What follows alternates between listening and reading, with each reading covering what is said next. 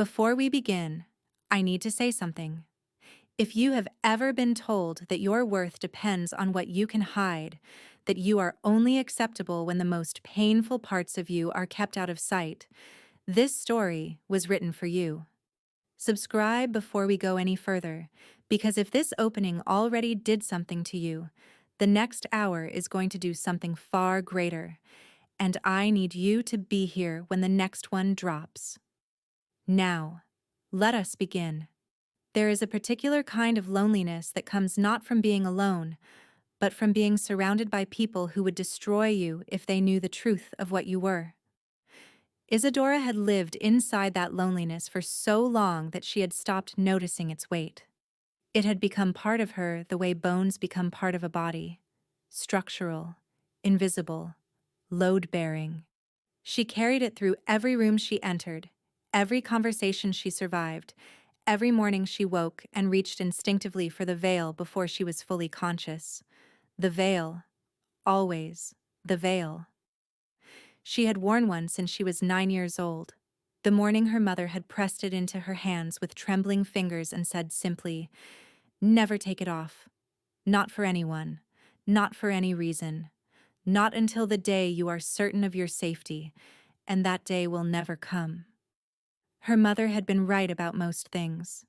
She had also been dead for 6 years, which meant she could not be here for this particular morning, this particular moment, this particular carriage rolling through the iron gates of Valdenmere Castle with Isadora inside it, her hands folded in her lap, her breathing controlled, her veil in place. The morning she was delivered to the king who had purchased her. Not with gold, not exactly. With the cancellation of a debt so enormous it had been consuming her father's estate for a decade, a debt that would have ended in the seizure of their lands, their title, and whatever dignity they had managed to preserve. Her father had come to her 3 weeks ago with the proposal already arranged, the ink already drying on a contract she had not been consulted about, and had said with the particular brand of apology that contained no actual remorse, "The king requires a wife. He has been specific about his requirements." Isadora had looked at her father across the study, across the years of careful silence between them, across everything that had never been said about the veil and why she wore it and what lay beneath it. "Specific how?" she had asked. Her father had looked at the window. "He does not wish to see her. Ever." The silence that followed had been its own kind of language. "He knows?" Isadora had said finally. "He knows nothing," her father had replied. "He simply has his reasons, as you have yours." She had agreed. Of course she had agreed. Not because she had no choice, though she had very little, but because a king who did not wish to look at his wife was, in the mathematics of Isadora's life, something close to a miracle. She had not expected him to be beautiful. The first time she saw King Aldrich of Valdenmere, he was standing at the window of his study with his back to the door, and even from behind, even in the gray morning light that did nothing for anyone, he was the kind of man that made you understand why poets existed. He was tall, dark-haired, broad through the shoulders in the way of men who were built rather than made, and when he turned at the sound of her entrance, she saw his face and felt something inconvenient move through her chest that she immediately suppressed. His eyes were the color of deep water before a storm. Not blue, not gray, but something between the two that had no name she knew. They were cold, not cruel. She had seen cruelty and knew its specific temperature. This was different. This was the cold of a man who had made a decision about himself at some point and had not deviated from it since. He looked at her veil without surprise, without curiosity, without anything at all. "Lady Isadora," he said. His voice was low and even and utterly controlled, the voice of a man who had spent years ensuring nothing he felt was audible in his tone. "Your Majesty," she replied, dropping into a curtsy. "The contract has been reviewed," he said, turning back to the window as if she were a matter already concluded. The wedding will take place in 4 days. You will want for nothing. You will be given rooms, staff, a generous allowance, and complete privacy. He paused. I have only one condition. Isadora straightened. Your Majesty, I will never look at you. He said it the way one states the weather. Flat, final, unarguable. Not on our wedding day. Not after. I ask that you extend the same courtesy to me. She studied the line of his shoulders, the careful stillness of his posture. You wish us to be strangers, she said. I wish us to fulfill a legal requirement without complications, he replied. Strangers is a generous description. I prefer invisible. Isadora thought about this for a moment. That suits me perfectly, she said. He turned then, just slightly, just enough that she caught the edge of his profile. Something flickered across his face. Too brief to name, too quick to hold. Good, he said. Then we understand each other. She curtsied again and left. Standing in the corridor outside his study, she pressed her back against the cold stone wall and breathed. Her hands were trembling, which she found irritating. She had faced worse than a cold king in a stone castle. But there had been something in that room, something in the air between them, in the particular quality of his silence, that felt less like indifference and more like a door held very firmly shut.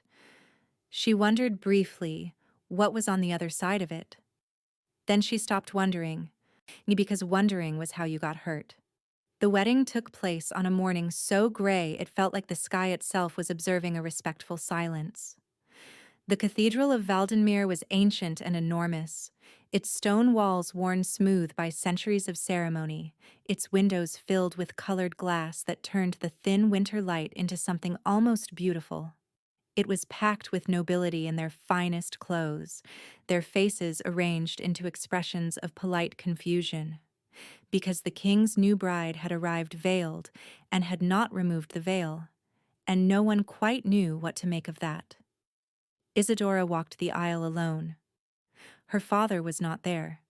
He had sent a proxy to sign the legal documents and had not attended the ceremony itself, which told her everything she needed to know about how much her happiness factored into his calculations. She had known this, of course. She had known it for years. It still landed somewhere in her chest with the dull, specific weight of a stone you keep finding in your pocket. She kept her eyes forward. Aldrich stood at the altar in black, formal and still as a carved figure, his hands clasped behind his back. He did not turn to watch her approach. He stood facing the priest, his profile to the congregation, giving nothing away. When she reached his side, he turned, and for the briefest moment his eyes moved toward her face, toward the veil, before he deliberately looked away. The deliberateness of it, the conscious effort struck her as something she had not expected. He was keeping his word. The ceremony was brief. The vows were spoken in the flat, contractual tones of two people fulfilling an obligation. And when the priest reached the moment of the kiss, Aldrich turned to her, and she heard him exhale slowly, measured, controlled. Do you wish me to lift the veil? He asked, his voice pitched only for her. No, she said. He nodded once. Then he took her hand with careful formality and pressed his lips to her knuckles, his mouth cool against her skin, and the cathedral erupted in confused murmurs that neither of them acknowledged. She was queen. The thought settled into her with a strange, quiet completeness. Queen of a kingdom whose king had sworn never to love her, married to a man whose face she had seen only in profile, protected by the promise of a stranger who owed her nothing and had given her everything anyway. It was, Isadora thought, the most safety she had ever felt in her life. The apartments they gave her were larger than any space she had ever inhabited. A suite of rooms with high ceilings and tall windows overlooking the castle gardens, furnished with the kind of quiet luxury that whispered of old money and excellent taste. A staff of 6 had been assigned to her, all of them briefed, she was told, to respect her privacy. She spent the first 3 days learning the castle, not its politics or its hierarchies, though she noted those too. She learned its bones, the cold corridors and the warm ones, the rooms that caught morning light, and the ones that stayed dim until afternoon, the garden that nobody seemed to visit where an old stone bench sat under a bare oak tree at the far edge of the grounds. She found the library on the second day, a vast room lined floor to ceiling with books, and felt something loosen in her chest that had been tight for longer than she could remember. She did not see Aldrich at all, which was, she reminded herself firmly, exactly what they had agreed to. On the fourth night, she was reading by the fire in her sitting room when her door opened without a knock. Aldrich stood in the doorway. He looked different outside his formal context. Still tall, still composed, but without the ceremonial armor of his public self.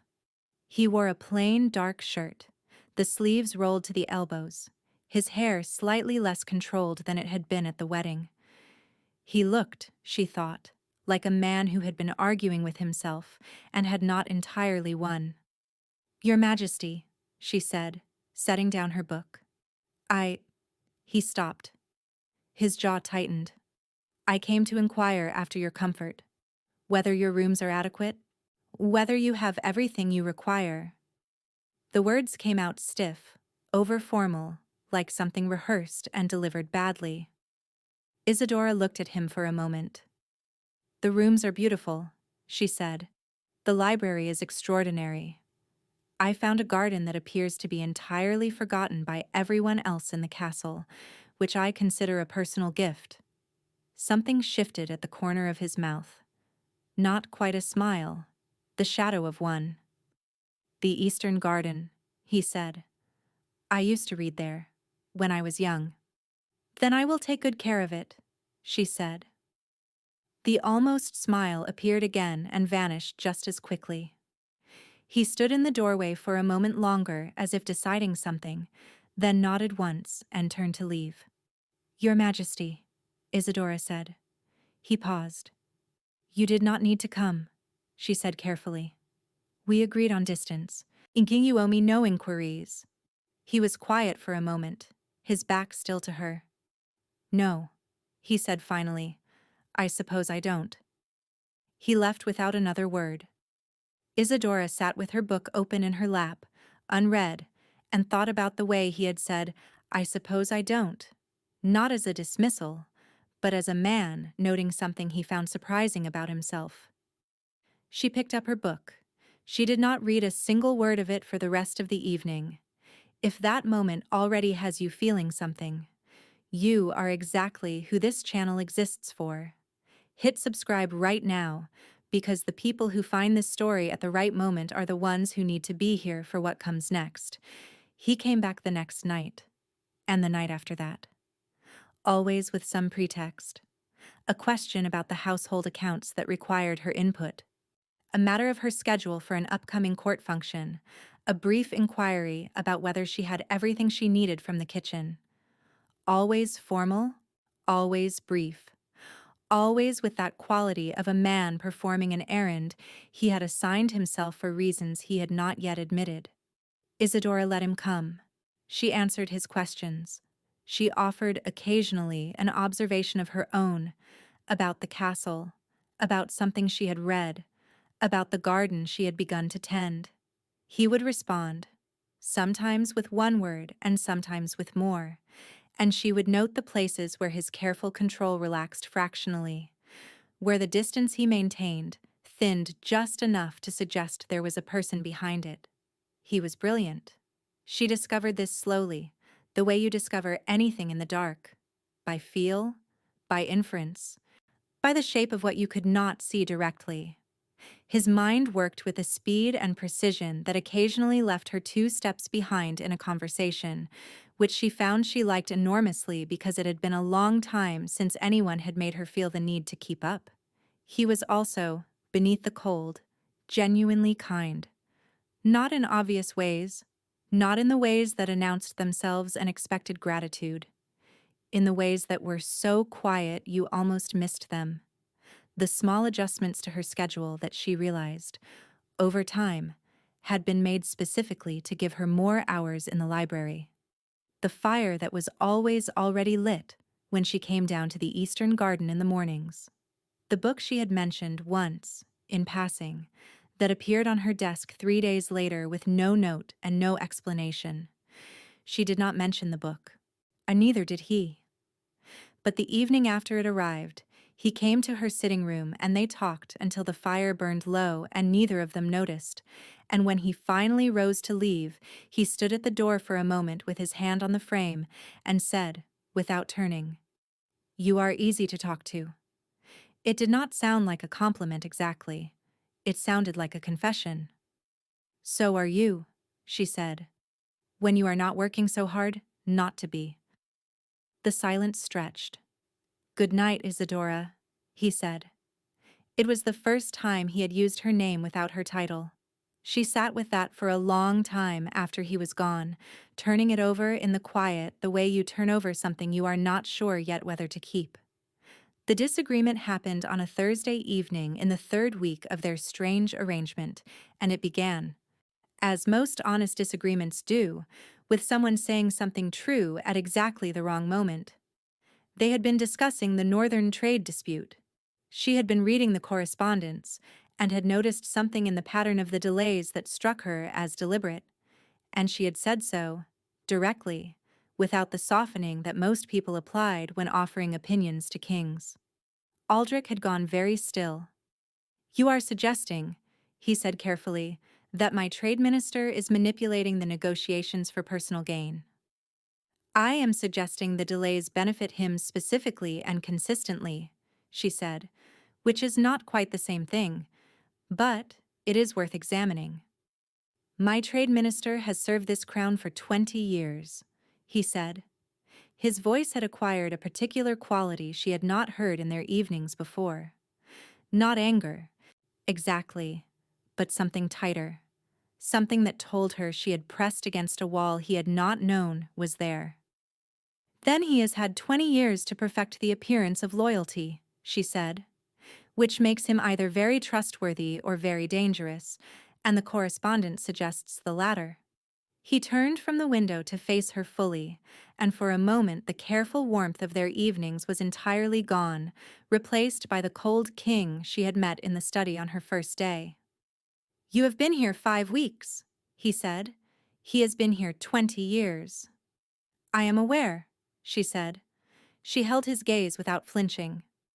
"You asked me last week what I thought of the Treasury reports, and I told you what I thought. This is no different." "It is entirely different." "Only because it is uncomfortable," she said. "The Treasury reports were numbers. This is a person you trust, but discomfort is not the same as incorrectness, Your Majesty." The title landed between them like a door closing. He stared at her. She waited.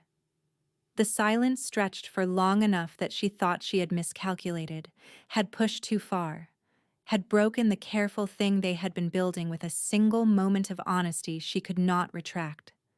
Then slowly something changed in his face. The wall came down. Not all the way. Never all the way. Not yet. But enough. "Show me," he said. She crossed to the desk and spread the correspondence before him, and they spent the next 2 hours going through it together, his mind and hers, and by the end of it the cold king was entirely gone, replaced by a man who said quietly, into the silence of a room full of damning documents, "You were right."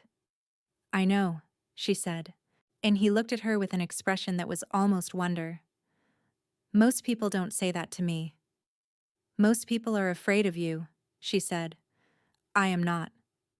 "Why not?" She thought about it honestly.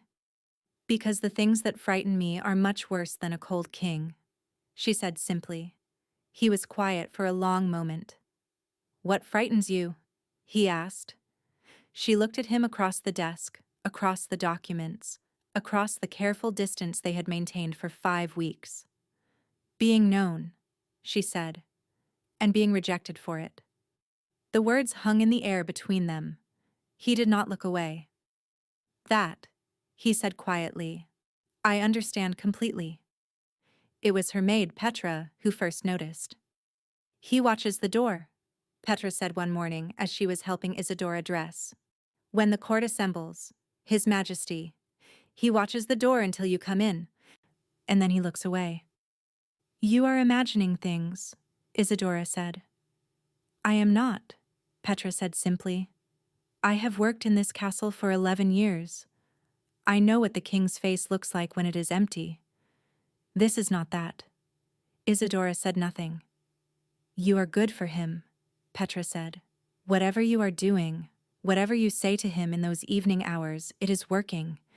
The court has noticed. He laughed last week. In council. Apparently it frightened 3 of the advisors. Despite herself, Isadora smiled. He has a good laugh, she said, then immediately wished she hadn't. Petra's expression held a careful, professional neutrality that concealed a great deal of satisfaction. He does, she agreed. The evening of the 7th week, something shifted. He came earlier than usual, before the supper hour, before the castle had settled into its evening quiet.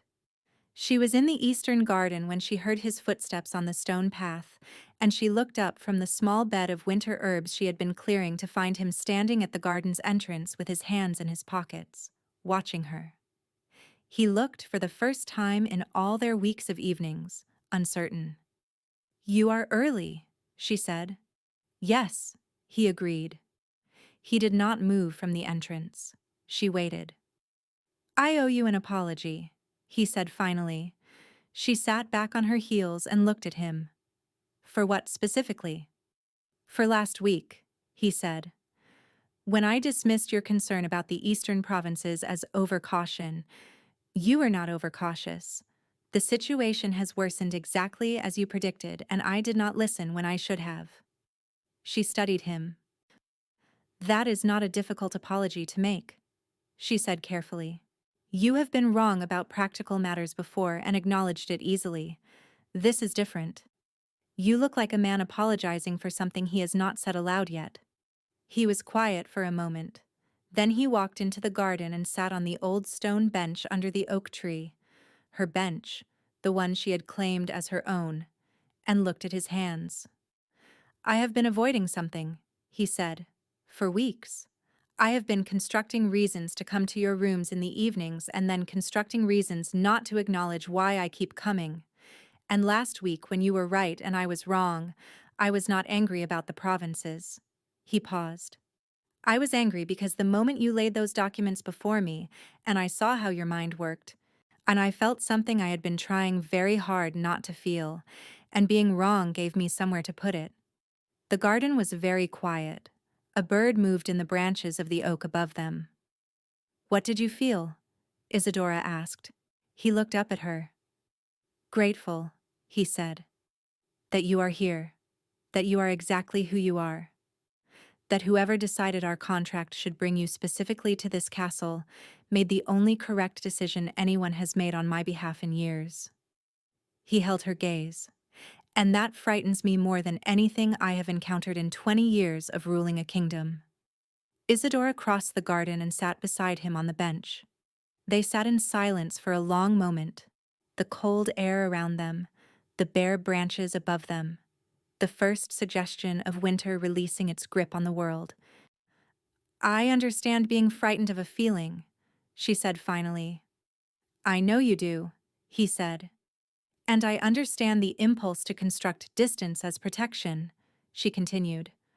I have been doing it since I was 9 years old. I am quite accomplished at it. I know that too, he said quietly. She looked at him. We are both very good at protecting ourselves from the things that would be good for us, she said. The corner of his mouth moved. Yes, he said. We are. They sat until the cold drove them inside, and neither of them said anything more about it, and neither of them needed to. Are you still here? Good. You are the kind of person who stays when things get complicated, and this story is about to get beautifully complicated.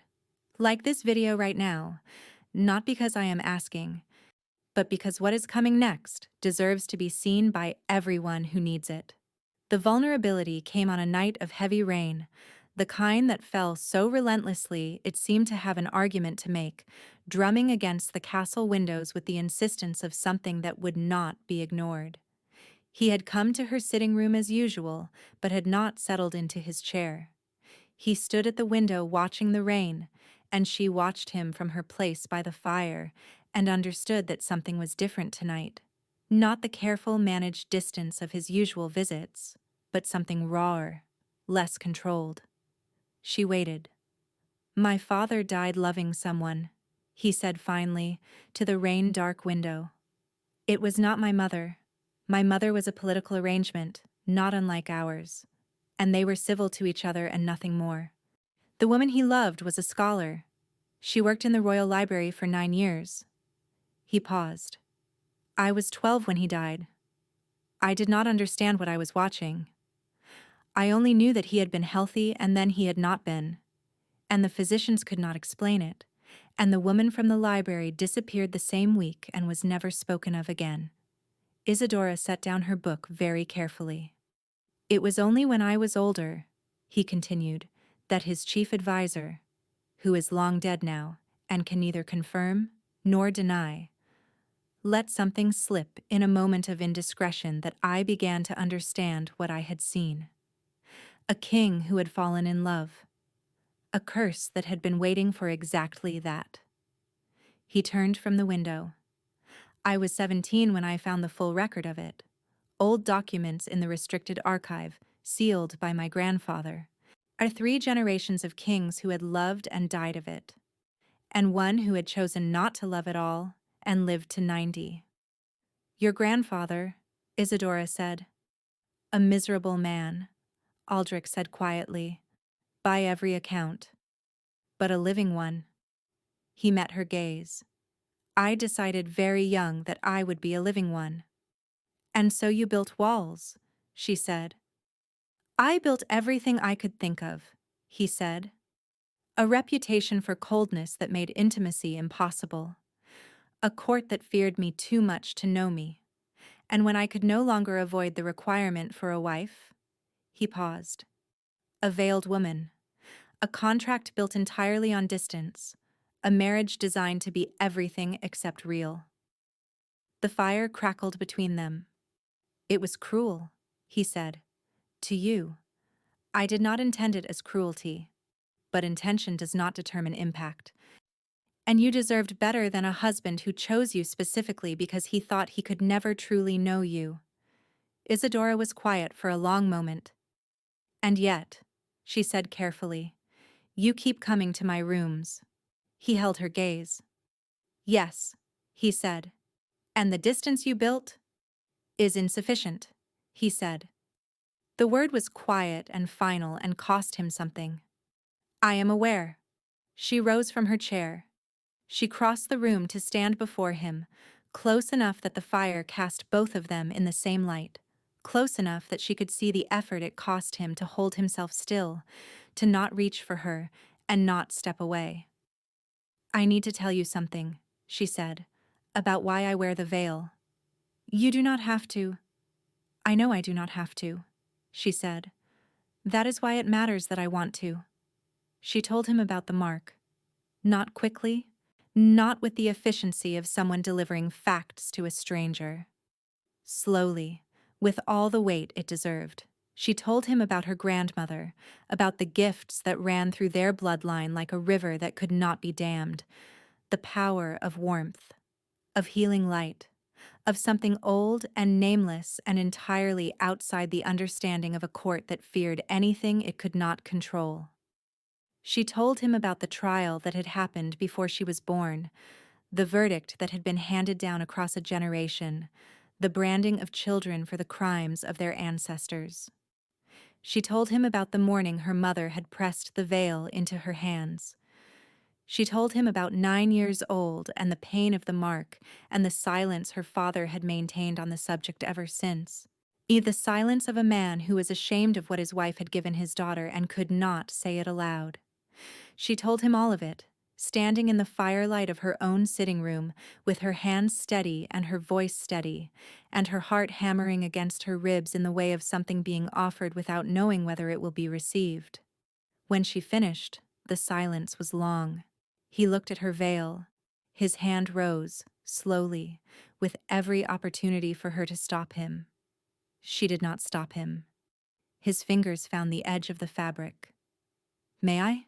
he asked. "Yes," she said. He lifted it. The mark on her face was what it had always been.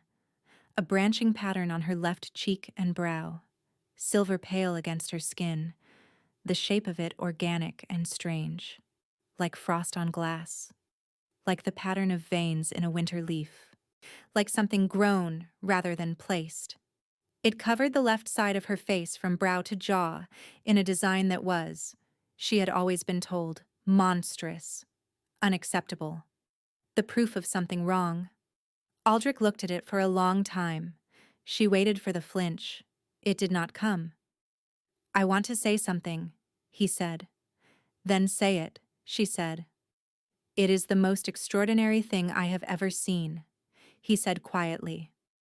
"And I have spent 20 years surrounded by things designed to be extraordinary."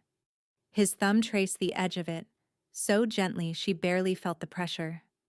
Whoever looked at this and saw something shameful was looking with the wrong eyes entirely. Something broke open in Isadora's chest. Not painfully, the way a window breaks open on the first warm day of spring, suddenly, and with tremendous relief. Yet, and the air that comes through is better than anything that has been inside for months. She did not cry. She had trained herself out of crying many years ago in the specific way that people train themselves out of the things that make them feel too visible. But her eyes stung, and she did not look away from him, and he saw it. "Isadora," he said. "I am fine," she said. "I know you are," he said. "You are always fine. You are extraordinarily accomplished at being fine." He tilted her chin up gently. "But you do not have to be. Not here." She looked at him. He looked back at her with those deep water eyes that were no longer cold, that had not been cold for some time, she realized, if she was honest with herself. They were the eyes of a man who had made a decision he had been fighting for weeks, and had finally, quietly, stopped fighting. "I love," he began. And then he collapsed. "Stop. If your heart just dropped." That is exactly what this moment was built to do. Do not go anywhere. Subscribe right now because this story is not over, and you cannot leave before you see how it ends. He fell without warning, without sound, crumpling from his crouch to the floor in a single terrible movement that was nothing like the controlled stillness she had come to associate with him. Isadora was on her knees beside him before she had consciously decided to move. Aldrich. His name came out of her in a way she had not intended, stripped of every formality, stripped of every careful distance. "Aldrich, look at me." His eyes were open but unfocused, his chest rising and falling in shallow, labored increments. His skin, already pale, had taken on a bluish quality that made something cold and terrible move through her. Frost was forming on his hands. She could see it, not metaphorically, not in the way people speak of coldness, but literally, a crystalline pattern spreading across his fingers and up his wrists with the patient, terrible thoroughness of ice claiming water. Help. She was already at the door, already pulling it open, her voice carrying down the corridor with a force she had not known she possessed. "Someone help me. The king has collapsed." The castle erupted. Within minutes, the room was full. Physicians, advisors, guards, all of them crowding around Aldrich on the floor with the organized panic of people trained for crises who had not expected this particular one. Isadora was pushed back, gently but firmly, to the edges of the room. She stood against the wall and watched. Aldrich's chief physician, an elderly man named Corvin, who moved with the efficiency of someone who had served through 3 reigns, knelt beside the king and examined him with swift, methodical hands. He peeled back Aldrich's sleeve and studied the frost spreading across his arm. He pressed 2 fingers to the king's neck and listened to his own judgment for a long, terrible moment. When he rose, his expression told Isidora nothing good. "What is wrong with him?" she said. Corvin looked at her with the particular expression of a man deciding between several versions of the truth. "Your Majesty," he said, and the title landed strangely, the full weight of what she now was settling into it. "There is something I must tell you about the king, something that has been kept from the court for many years." "Tell me," she said. He looked at the advisors crowding the room. "Alone," Isidora said. The room cleared. Corvin told her about the curse. He told her everything. Not willingly at first. She could see the decades of trained discretion working against him. The ingrained loyalty to a secret he had kept for 20 years, since Aldrich had brought him into his confidence as a young physician newly appointed to the royal household. But Isidora was the queen, and something in her manner in that moment, something that had nothing to do with rank and everything to do with the specific quality of a woman who has been hiding things her entire life and can recognize immediately when someone else is doing the same, made the discretion give way. He told her about the original curse he placed 3 generations ago. He told her about the bloodline of kings who had loved and died of it, the frost that began in the chest and spread outward, the heart that slowed as it froze, the death that came within days once the process began. He told her about Aldrich's father, who had loved a scholar and died at 43 with ice in his veins on a summer night. He told her about Aldrich, who had known since 17 and had built his entire life around the knowledge, who had chosen Isidora specifically for her veil, hoping that what he could not see could not reach him. Who had been wrong. "How long does he have?" Isidora asked. Corvin's face told her before his mouth did. "Without intervention, days. Possibly less. The frost is spreading faster than any of the documented cases. His feelings." He paused. Whatever he was feeling when this began was evidently considerable. Isidora looked at Aldrich on the floor, the frost moving across his skin like something with its own agenda. His face pale and still, and entirely without its usual armor. He looked younger like this. He looked, she thought, with a pain she had not been prepared for, like a man who had spent his whole life fighting something inevitable and had finally, simply, been undone by it. "There must be something," she said. "The woman who placed the curse. There must be a condition, a reversal, something." "We have searched for generations," Corvin said. "There is nothing in the royal records. Nothing in the—" "You searched in royal records," Isidora said. "In court libraries, in the official histories of a kingdom that erased her." Her voice was steady. "What was her name?" Corvin hesitated. "Her name," Isidora said. "Marin," he said quietly. "She was called Marin." Something moved through Isidora, a recognition she could not explain, a stirring of something old and deep, and not entirely her own. "What happened to her effects?" she said. "When she was arrested, what the crown confiscated from her. Where is it?" Corvin stared at her. "Your Majesty, I don't—" "Find it," she said. "Tonight. I need access to everything that was taken from her." She looked at Aldrich. "Move him to his chambers," she said. "Keep the fire burning, and Corvin—" He stopped. "Do not let him die," she said. "Not yet. Give me tonight. You are halfway through and you are still here. That tells me everything. The people who make it this far are different. Subscribe. I make these stories for people like you, specifically, and I will not let you miss what is coming." They gave her a room in the oldest section of the castle, where the stone was so thick the sounds of the rest of the building could not reach, and where a chest had been kept for 40 years, sealed by royal order and entirely forgotten. A castle archivist unlocked it for her with trembling hands, clearly uncertain whether he was helping or committing treason, and then left her alone with the candles and the dust and whatever remained of a woman whose name had been erased from the official record. Isadora opened the chest. The smell of old parchment and dried herbs rose from it, and beneath that, something else. Something she felt rather than smelled, a resonance in the air above the chest that pressed against the mark on her face with the familiarity of recognition.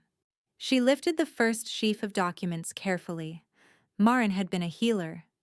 This much the official record had acknowledged, in the way that courts acknowledge the skills of women they are in the process of destroying, as context for the crime rather than credit for the contribution. What the official record had not mentioned was that she had also been a scholar of considerable intelligence, and that the journals at the bottom of the chest were filled with a handwriting so precise and so alive that reading it felt like hearing a voice speak clearly from across a century. Isadora read. She read for an hour, then two, cross-legged on the cold stone floor with candles burning around her and the chest emptied beside her. She read about Marin's work, her research, are the gifts she had understood with an intimacy that Isadora recognized because she had spent 30 years pretending not to understand the same things about herself. She read about the trial.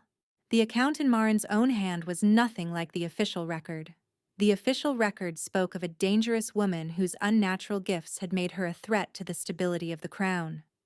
Marin's account spoke of a woman who had healed the sick for 20 years, who had been tolerated and used and then turned on the moment her usefulness expired, who had been brought to trial on accusations assembled from the fears of men who had never understood her and had finally decided it was safer to destroy what they could not control.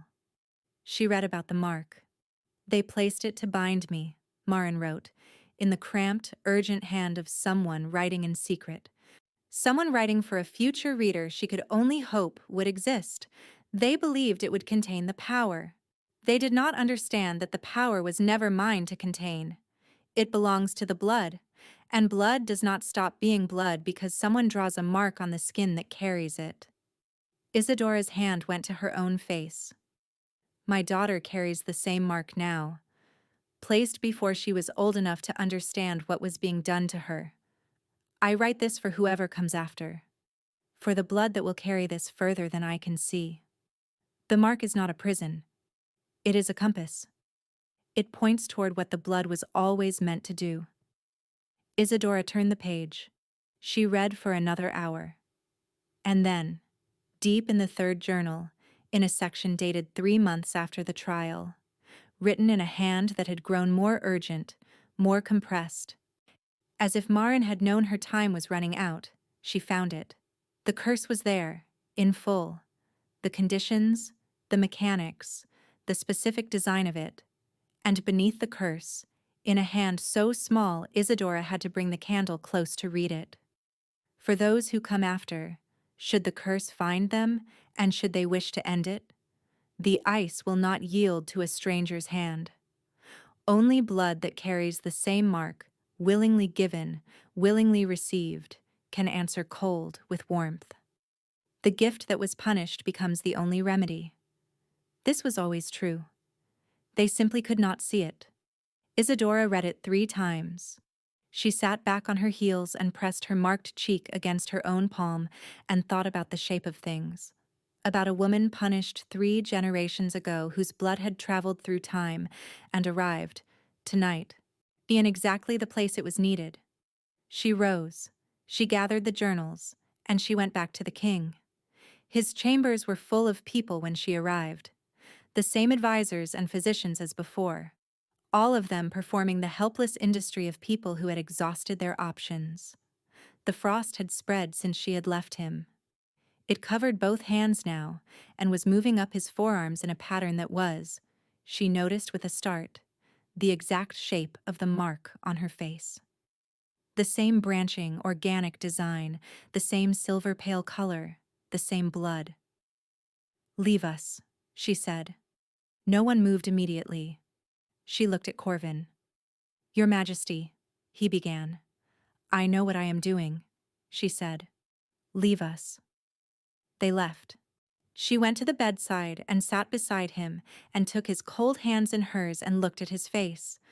The face she had studied in profile for weeks of evenings, finally visible to her fully, relaxed in unconsciousness into something younger and less defended than she had ever seen it. She thought about Marin's words. The gift that was punished becomes the only remedy. She thought about her mother pressing a veil into her hands and saying, "Never take it off." She thought about 9 years old and the mark and the pain of it, and the years of hiding, the years of constructing distance and wearing veils and learning to be invisible, all of it leading somehow to this room, this man, this moment. She removed the veil and set it on the table beside the bed. Then she leaned forward and pressed her marked cheek against his frost-covered hand. And the warmth started immediately, not from her, or not only from her, from the mark, from whatever lived in it that she had spent her entire life being told was a curse and a shame and a thing to be concealed. It answered the frost the way heat answers cold, not fighting it but simply being its opposite, moving through the point of contact outward with the quiet certainty of something that knew exactly what it was for. She stayed where she was.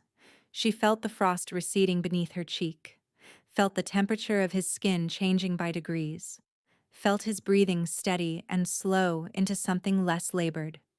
She stayed until the blue quality of his skin was gone, until the frost had retreated entirely, until his hands were warm again under hers, and his chest was rising and falling with the even rhythm of deep sleep.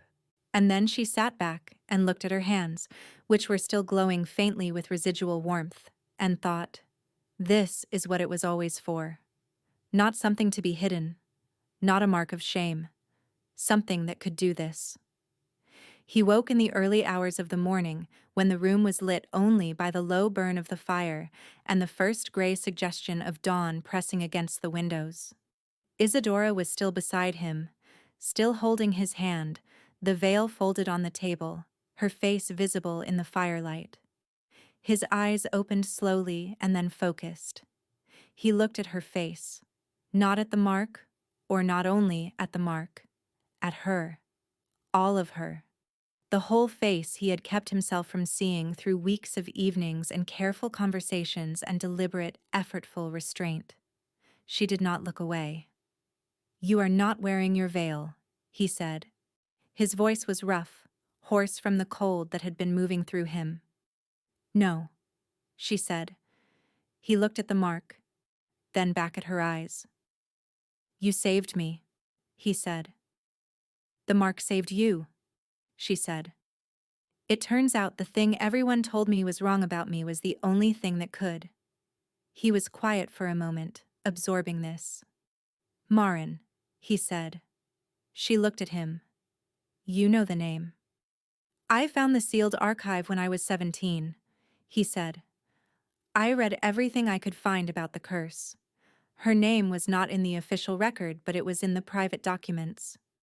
His hand tightened on hers. "I spent 20 years hating what she did to my bloodline." "She was punished for 20 years for gifts your kingdom used and then turned on," Isadora said quietly. What she did was the act of a woman who had run out of other options. Aldrich looked at her for a long moment. "Yes," he said. "I know that now." "She was my ancestor," Isadora said. The silence that followed was the kind that rearranges things. "The mark," he said slowly. "The same bloodline," she said. 3 generations. The curse traveled through your family and the remedy traveled through mine, and here we are." He looked at their joined hands. His, the frost entirely gone. Hers, still faintly warm with whatever it was the mark carried. "She designed it this way," he said. "I think she hoped for it," Isadora said. She wrote in her journals that the gift that was punished would become the only remedy. I think she meant it as a possibility rather than a certainty. She could not have known. But she hoped. Aldrich brought her hand to his lips. He pressed them there for a long moment. Not the formal kiss of their wedding day, not the careful gesture of a man maintaining distance, but something entirely different. Something that made no pretense about what it was. "I love you," he said against her knuckles. She looked at him. "You collapsed the last time you tried to say that," she said.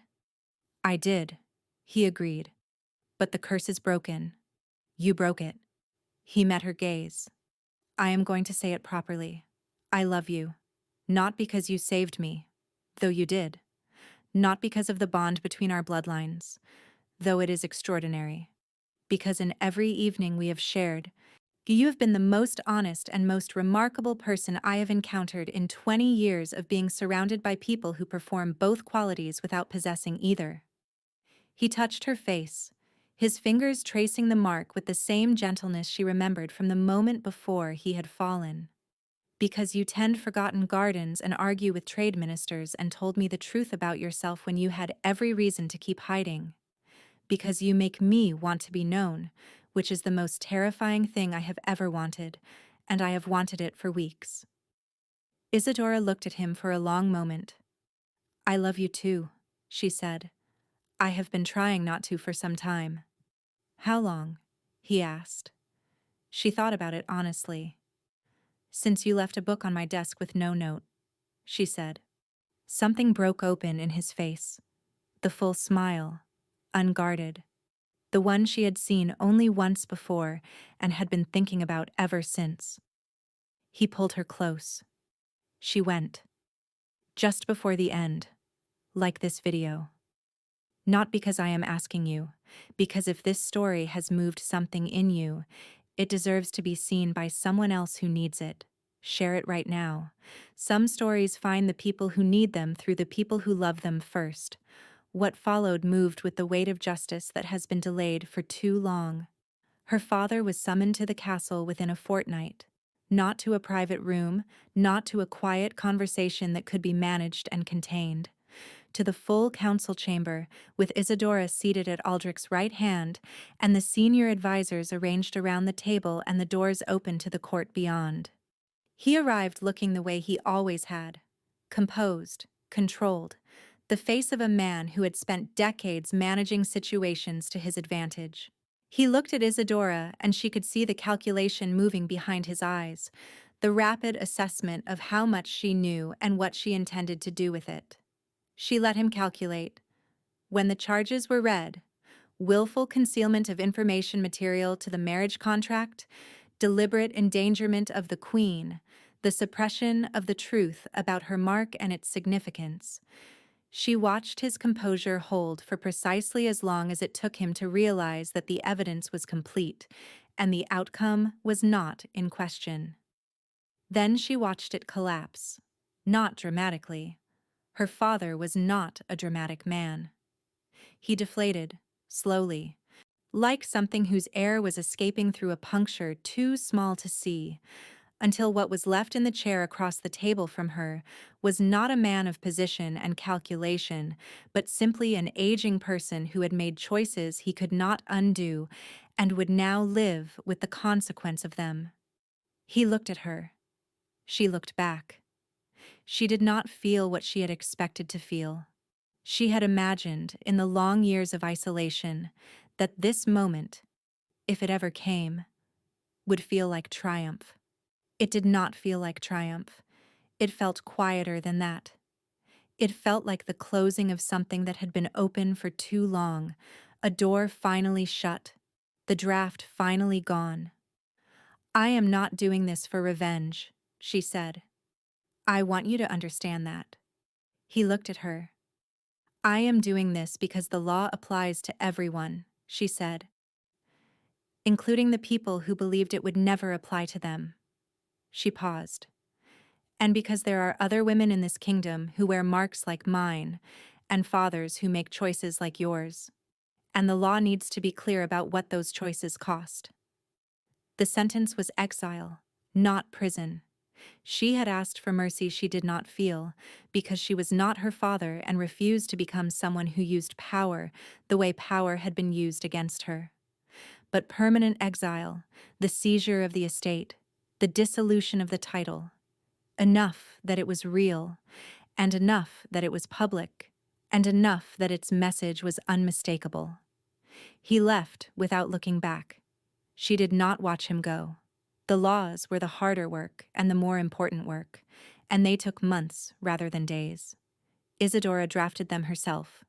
Sitting at the desk in the library she had claimed, with the doors open to the eastern garden, where the first signs of spring were beginning to appear in the beds she had been tending since winter, she drafted them with the precision of someone who had spent 30 years living inside the problem they were trying to solve. Not in the abstract language of policy, but in the specific, grounded language of a person who understood what it meant to be a child branded for someone else's fear. The law prohibiting hereditary marking, the branding of children for the gifts or crimes of their ancestors, was the first to pass. The law establishing formal protections for those who carried marks already placed, who could now petition for their removal or for recognition of their legal status as full citizens regardless of what the marks had been intended to signify. That was the second. The third was the one that mattered most to her personally, the one she had written and rewritten a dozen times before she was satisfied. It was a law requiring the Crown to formally acknowledge and restore the names of those who had been erased from the official record, whose contributions had been used and whose existence had been denied. It was a law of 17 words in its operative clause, but those 17 words contained, in their way, an entire philosophy. The record will reflect the truth of who was here and what they did. The law passed on a morning in early spring when the eastern garden was finally showing green. Marin's name was the first restored. If you made it here, if you stayed through every moment of this story, then you are not the kind of person who leaves when things get hard. Neither am I. Subscribe, because I will be here every single week with a story that reminds you what you are worth, and you deserve to hear every single one. 6 months after the night Aldrich had collapsed in her sitting room, Isadora stood in the eastern garden in the early morning, watching the light change over the castle walls. The garden had come fully alive since spring. The beds she had cleared and planted through the cold months had rewarded the effort spectacularly. Herbs and late wildflowers and a climbing rose she had coaxed along the old stone wall that now bore deep red blooms whose scent reached her from 10 feet away. The oak tree above the bench had filled with leaves, its branches no longer bare and skeletal but full and generous, casting dappled shade across the stones below. She heard his footsteps on the path before she saw him. Aldrich appeared around the corner of the wall with 2 cups of something warm and the particular expression he wore in the mornings. Less guarded than any other time of day, the careful armor of his public self not yet fully assembled. His hair slightly disordered, his face open in a way that still occasionally made her breath catch because she had not expected, when she entered this castle, to ever see anything like it. He sat beside her on the bench. He handed her the cup. "Corvin wants you to come to the infirmary this morning," he said. "He has 2 cases he says are beyond his understanding, and he would rather have your opinion than send for specialists from the capital. He would rather not admit to the capital that the Queen's gift is more useful than anything the Royal College produces," she said. "That is also true," Aldrich agreed. She sipped the drink. It was exactly the way she liked it, which he had learned without her ever telling him, because he paid attention to things she did not announce and remembered things she did not repeat. "The Northern delegation arrives tomorrow," she said. "They do." "You are going to want me in that meeting," she said. "The pattern in their correspondence over the last 2 months suggests they are preparing to renegotiate the grain agreement and are hoping to catch us unprepared." "I know," he said. "I noticed the same pattern." She looked at him. When? 3 weeks ago, he said. I have been waiting to see if you would notice it independently. To what end? The corner of his mouth moved. To confirm that my judgment about your extraordinary mind is consistently accurate. She turned away to hide her smile, which she was fairly certain he saw anyway. They sat in the quiet of the garden, the warmth of the morning sun finding them on the bench, the red rose blooms fragrant on the wall beside them, the castle around them full of the sounds of a day beginning, the ordinary sounds of a place that had changed. Not perfectly. No kingdom changed perfectly or completely or without resistance. There were council members who had not forgiven her for the laws, nobles who had not forgiven Aldrich for passing them, factions and complications and the endless grinding work of governing people who did not all want the same things. But the doors of the infirmary were open to everyone now, regardless of what marks they carried, and the children who had grown up hiding their faces could stop hiding. And in the official record of the Kingdom of Valdenmere, in the restored historical archive that the public could now access, the name of a woman called Maren appeared in its proper place, not as a footnote, not as a cautionary tale, but as herself, a healer, a scholar, a woman of extraordinary gifts who had lived and worked and fought, and whose blood had traveled 3 generations to arrive, on a winter evening in a sitting room with a fire burning low, exactly where it was needed. Isadora pressed her marked cheek against Aldrich's shoulder, and he rested his head against hers. Happy? He asked. The same question he had asked that morning in early spring. The question he had taken to asking, quietly, regularly, as if checking something he wanted to be sure of. She thought about it honestly. Extraordinarily, she said. He pressed his lips to the top of her head. Below them, the garden held everything that had been planted in it, the careful tending of a woman who had learned to make things grow in the places everyone else had forgotten. Above them, the oak spread its branches in the morning light, old and patient and entirely indifferent to the specific human happiness taking place beneath it, which was, in Isadora's opinion, exactly as it should be. Some things did not need witness. Some things simply were. She married the king who swore he would never love her. He collapsed under the weight of doing it anyway. And in the falling, he became the first person in her life who looked at the thing she had been told was her greatest shame and called it extraordinary. That is where love begins. Not in perfection, in the falling, in the being caught. If this story found you today, if it landed somewhere it needed to land, tell me in the comments. I read every single one and I always reply. Subscribe, because next week's story is already written, and it will find you too. See you then.